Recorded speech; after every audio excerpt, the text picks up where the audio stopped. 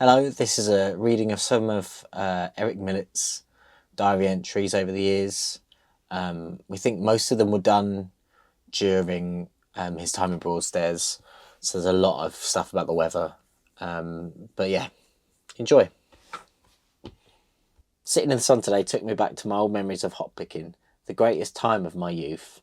Vicky, Kenny, Laurie and Willie, you could call them my brothers. My lovely family, Betty, Kitty, Joycey. She had such a lovely voice, like you wouldn't believe. Must not forget our Dennis, my mate. We were like brothers too. When we were there, we forgot about the Germans. We saw all the prisoners of war. The war was coming to an end. My childhood was coming to an end. But we had 2 more weeks to go before the end of hopping. I was an only child, very spoiled from the beginning. I don't think my mum could have had any more children, so I was the winner straight away. They thought I was the best thing since sliced bread. These are my words, because the only thing my dad hated was sliced bread, because he was a baker all his life. He said it wasn't proper bread, but he ended up working for Wonderloaf, the largest sliced bread company in England. I think I remember looking out the window on our first floor flat in the Peabody estate, because I remember seeing a parade going down Blackfriars Road. We lived in Briscoe buildings on Brixton Hill. My dad worked in Doubleday's pie factory and must have earned more money because I got a freewheel bike. It must have been 1937. We lived there when the war broke out. Brockwell Park was nearby, and I loved to ride my bike round it. There was an aviary with lots of birds and a pond to paddle in. We moved to Pearman Street in 1940. That was when they built the shelter outside our front door, because the Blitz started then in September 1940. I don't remember what happened, but I got taken to Wales to stay with her sister Aunt Lil. I went to a Welsh school for about 8 months. They did not speak Welsh. I remember miners nearby. They used to bring coal on a horse and cart and dump the coal on the pavement outside the houses. That was part of their wages. There were children from the East End on the other end of the village from us. We were in the posh bit. I wasn't an evacuee, as I was living with my aunt and uncle, so I did not have my head shaved. The children from the village were not nice to vackies. They used to shout at them dirty Londoners, but the kids always used to say that we talked funny. I was only there for a little while. I must have come back after Mum came to collect me and said, "We'll all get bombed together," at the beginning of 1941. As Uncle Charlie worked away, and Kate had 7 children, my dad worked extra shifts so they did not have to go without bread and cakes. Aunt Kate asked me and my cousins to take the tea chest she'd packed up with all the clothes for everybody to take down, hopping down the 3 flights of stairs. We went to the balcony, got our other cousins to keep watch, and threw it over the top. It did not burst. We got in trouble with Kate, but it was forgotten quickly as we were going hopping at the weekend. No school. Me, Dennis and Betty were all together at the time at the same age. We looked after her and never let anything happen to her. We slept on straw stuffed into the mattress, but they were covered in blankets, and the 3 of us sharing the bed. We soon got warm. We would talk until someone told us to shut up, as we all had to get up at 8 a.m. to go down the field and start picking. We had hot tea and toast. Mum would make sandwiches for the lunch, and the lady with milk would come by with her horse and cart. We'd get a lift for about 2 miles. What a wonderful time we had. We used to have to go 2 to 3 miles to help shopping for us all when we were there, going to the Windmill Bakery. My dad would be working there for the week before we got there, and while we were there he was a baker. It was his holiday, but he still had to work. The Italian prisoners of war had to work in brown uniforms with coloured diamonds stitched onto them so you could recognise them. They all seemed quite happy though, but there was always an armed guard nearby to keep an eye on them. At the end of the month, we all queued up to get paid. It was wonderful, the first wages I ever earned. What a feeling. We all went out and got drunk on brown ale. My wedding day, how about that? The morning of the wedding, we're all there and the taxi drives up and Jill and Jackie get out of this taxi in their wedding dresses, bridesmaids' dresses, and Tommy delivered them, got back in the car and went and left them. Morning of the wedding, there'd been an argument with Tommy's wife, the old girl, and had an argument over wedding gloves.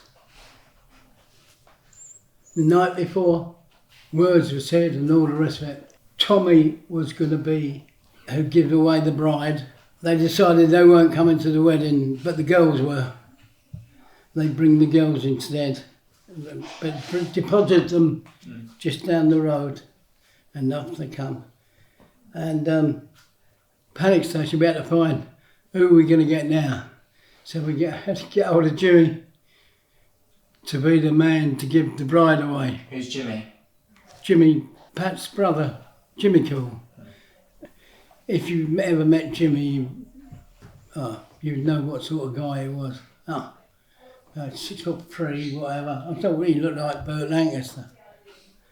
And his best mate was another quite famous guy. He was called Judo Al Hayes. He became a very famous wrestler called the British Bulldog. Went to America, he went with the Bulldog and Boulder Rat and all that. They were wrestlers, Jimmy and... Wrestlers or boxers? Wrestlers. Oh. And so Jimmy had to give the bride away. And if you see the wedding photo, you'll see Jimmy there. But you won't see Tommy or Win. And she was a funny woman, Mrs. Kibble. Oh, she was the mother of those 4 great big strapping sons. Can you imagine what sort of... And also her husband was a fighter. Mm. He was quite a famous boxer. Pat's dad. I think it was in posters. You've seen those, posters, isn't he? Yeah, he was quite a famous boxer. Well, famous, he fought. But he used to train the Watney's boxing team that used to go into competitions and all that. So, yeah. But that was a wedding thing to happen, wasn't it? Pissed off, didn't bother. And there was crying, you can imagine. And they got these 2 girls got out with their wedding dresses, with their bridesmaids' dresses. What else can you remember from the day? From the day? Yeah. Oh yeah, loads of stuff being given to me through the backyard of Watney's Brewery. Loads of stuff helped them, pushed it through. And when I came back from my honeymoon, there was a load of bottles that I got money back on. But I didn't pay for them. They were the bottles that were nicked out of the back of the brewery, brought through the back. You could get into their flat, their house, from the back of the brewery because it was part of the brewery. And they when they run out of beer a bit, they went and got a load more out. And Tommy, he did, though, he gave me this cheque with this money back for the bottles. It was quite a bit, wasn't it? There was a lot of thieving going on in the day, which is family. And don't forget, that's where the wedding was, in the hall, where the brewery was. You were saying plenty of thieving going on. I know you've told us before. I know you said about thieving. What did you do? I know you were with the gold. No, I had nothing to do with it. It was Jimmy. It was Danny and his mate. And they were. I think his mate was They worked for the brewery as well. Don't forget, Tommy and Danny. Money back on the bottles, and I never bought them. Everyone was at it, wasn't it? Everyone was trying to find ways of making money in those early days. Yeah. And it was not just through mates, it was family, and you were finding different ways. No, everybody did it. Yeah. Oh. Yeah, most people. With the girls when they were young, Claire and Mum, you still having to try and find ways to fund the family, right? Well, yeah. I put an advert in the window of Bill and Kath's shop in Bermondsey. It says I offer denture repairs. I used to arrange to pick up their broken dentures at weekends, repair them and then deliver them back to them. One day, a young guy came up to me and said, "Mr. Eric, I got pissed last night and I was sick and lost my denture down the toilet. Can you make me a new one?" He worked in a pub, so I had to go and meet him in the toilet at the bar and fit his new denture I made. The teeth side of things, you used to... I used to make teeth. Mm. Oh, yeah. It was illegal, yeah. I could have gone to prison. Often when people break their dentures, you get them repaired. And then I used to work on a Saturday and doing repairs for somebody who had a laboratory. Yeah. And especially if it was in the market, which was Brixton. I could repair as many as 15 or 20 dentures on a Saturday morning when I was there, and I'd get so much for each one I did. He charged, the bloke who owned the plant would charge 20 quid or 15 quid. That was a lot of money then. And I'd get, you know, if I did 15, I'd get £15 worth of whatever. I used to negotiate. How much I get each day? He said, "Oh, it's not so good today." But then I said, I'll repair 20 today. He said, "Yeah, I know. Give me another £5." The materials used to be expensive, didn't they? The materials. Well, it was his materials. Yeah. Yeah. He used to get it. He had his own laboratory, but he didn't take impressions. But after a while, I got into it, finding out about doing it now. Then I did it, making dentures. Claire used to take messages for me when I'm out. So you wrote to Claire to take... She said, "Dad, I've had 2 phone calls, Mr. and Mrs. Somebody, and I've got the..." And then I'd phone them up, and then I'd go there on Sunday morning, take the impressions. Yeah, but there used to be a guy at Brixton who was quite famous. He got done a few times. Fined £500 if he got caught. He didn't go, but if he got caught again, they said he'd get 3 months. You had to make do in those days, didn't you? And one of the ones I think you told us about was all the fillings and all the spare bits of material. Oh, well, that's the scrap. That's another ball game, isn't How it? did that work? Oh, you've just got to be found out where to take it. So much a pound scrap, you know. You get a jar about as big as that, full of scrap from the teeth. £100. And how did you transport it there? Because you had to, if you collected all this scrap gold from people... I gave it to Pat and she took it to the bloke in central London. And she, with a Kerry in a pram, with his... What, underneath her pram? Well, yeah, no, that was just scrap. That was scrap gold, that was another ball. Scrap was really good, that was hundreds. But no, the other one was scrap amalgam, which was the stuff from the mouth that was ground into the spittoon that was sucked out, central sucking, went through the tubes, downstairs, through a sieve and another sieve, and you went to the last sieve where it had all been washed away and scraped, and then you put it in a box and then it dried. And then you sold what that scrap was, and that became amalgam, which was mercury, and which is a fortune, it costs a lot of money. And scrap. And also the other one was about once every month or so, the dustman would come and knock on the door with a shoebox. Shoebox of what? Old dentures. They found in the dustbin. There's a dustbin in the house. Someone died and they threw it all away, didn't they? So then the dustman, he'd come with his shoebox, he'd have all these dentures from people that died. But on those dentures were bits of gold. Just break them down. They just crunched them up, heated it up and burnt all the stuff off, and it was left with the gold. And then you melted the gold with the torch. Did you give a cut? Did you Got work a lump. Yeah.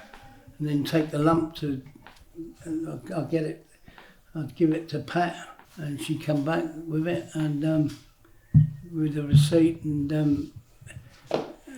then they'd go, whoever they did it, you know how they did it, and they told you what it was worth and what it was, so much an ounce, and you'd get and send me a cheque or a bill, whatever. But sometimes, well, you knew how much roughly, but they used to cheat people off you. They used to, even them used to feed it as well. The people who did the gold, yeah. And that's what happened. That has been happening recently, isn't it? Well.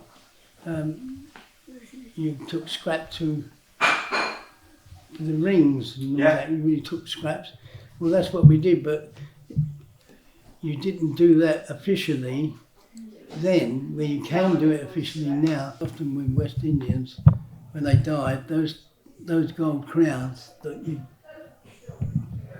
used to take them off of them plastic. You used a torch to burn the plastic or left with the gold, the rubbish, and then you'd have to put it in a hire to melt it, really melt it. But that scrap business was great. It used to be, it didn't take long, but you had to find out where to go and where to take it. And they were robbing you as well, don't forget. I mean, they were collecting it off of us, going to them and leaving it to them, and he'd collect it all, and then he'd get rid of it. He'd give it to a bigger person, you know. I'm so lucky to live here. What did I do to deserve living in such a wonderful place? I get a calm feeling down here, not a bit lonely. I feel at peace with myself on beautiful days like this, sitting on the pier. The sun is burning, so many people about on the front. Been to Westwood Cross. Bought myself a new jumper, a nice turquoise colour. Been down the front, but home to watch the rugby at 4 p.m. Just bumped into Laura, who helps the food festival, and I told her I'm available to volunteer again. I've taken my shirt off again and I'm starting to get a tan. I've seen 5 or 6 people to say hello to this morning already. This is an infamous quote from Millett. I've not had a bad meal since I've been here. I am sitting at the bandstand having toast and tea. Now I'm sitting here in the sun outside the club getting my tan. I'm on duty until 6 p.m. I can't believe how lucky I am. It is so quiet here, I'm alone, and I can hear the seagulls. I'm so pleased to be involved in the lunch club. It makes me get dressed up and make myself smart, because you're in front of a lot of people. Also, get a free lunch, but I do have to work for about 5 hours. I think I'm the happiest I've been for years. The sun makes me happy when it is on my face, and I'm happy when I can see the sea. Sitting here outside the Albion, there are some other people on the bench next to me. They're speaking quite loud, so I can hear them clearly.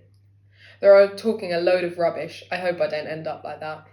Was at the club and made tea for all the competitors again. 20 people today. I was asked to sub for somebody in the club show as Oliver Hardy. I was nervous, but it all went well in the end. Kerry, Claire and Emilio came and loved it, which made me feel good. I love working on the greens, and there are 3 people here today helping too. But it's always the same people that do the work. At a rehearsal for the Christmas show at the club, what a laugh. Then we got soaked on the way home, but today was wonderful. I think I'm getting better at using my mobile. When I was in A&E, when my foot broke, they gave me ketamine. It will be years before I forget this. Now I know what people get from taking illegal drugs. Alfie dressed up as Father Christmas. That Alfie loves dressing up. Now he's 16 and got himself a job, following in his brother's footsteps. Will always worked in the holidays. I can stop giving Alfie pocket money. I'll give it to Emilio until he's 16 too, carrying on that tradition for my 3 grandsons. I had a long bus ride today as the cleaner is here. Went and had a cheese on toast and then went to Rat Race to look at a shirt. Alfie not on till 12, I can't be bothered to wait, so we'll go back when Alfie is there at the weekend and look again. My Alfie's raised £1,200 by having his head shaved. That is wonderful. I'm keeping an eye on Alan as Kerry and Harv are collecting Alfie and all his stuff from university. He is like the son I've never had. Emilio's going camping today. Good luck to him. It will be a cold, but he'll do him good. It never did me any harm being in the boys' brigade when I was 12 to 15. Went to the Isle of Wight in 1947. I thank God that I've lived this long. I'm looking forward to the next few years of happiness. I've got a lot to be happy for. Claire and Kerry, Carlos and Harv, William and Tara, a new granddaughter, and maybe selfishly they will have children too. Alfie, I hope he finds someone, and must not forget my Emilio. He has got a few years to go before that happens to him. My boys were here this weekend, had a lovely time, but I can't keep up with their drinking. I wonder what their other grandfather would say, but he was a very good man. I had such a great feeling when I put on that red suit, whiskers and hat. Not as Eric, but as Santa. What a buzz it gave me to see all their faces in the audience. Then we did the show, which was so well received. Loads of presents for everybody! We had smoked salmon, scrambled eggs and champagne. There are 9 of us. I peeled the veg for dinner tonight. Then we had the presents. I think about all the other people in the world that do not have presents. Kerry put the turkey in for 6 hours and there were wonderful smells. For 5 years we will be going to St Paul's in Margate on Boxing Day to help serve lunch to about 100 people and children. I'm so pleased. My grandsons still enjoy it and want to do it. They will pass on that commitment to their children too, I know. Did you see your balloon? What, that thing up there? That big one there. Seen it? No, what does it say? What does it say? Happy birthday. Where did that one come from? Your mum got it for you. I see that one up there. Who got that one? I think it's one of Mum's. That's from Mum's from July. Oh. Yeah, there's always been ways of ducking and diving. Yeah. It was always that. There's always been. I'm sure it's still going on in somewhere or other. Yeah. But gold's always been the back of something or other. Yeah. Kerry and Claire are both away this week. I don't like it when my girls are not in this country. It makes me feel alone. I'm still living with Kerry and Harv since I broke my foot. The sun is so hot, I'm writing in the shade. If I stay here much longer, I will put on weight, get fed 3 meals a day. Got to get black tights for Kerry and Claire. I always buy them. They are my babies after all. How proud am I of them? Eric Millett has got 2 girls who've been so clever in their wonderful lives.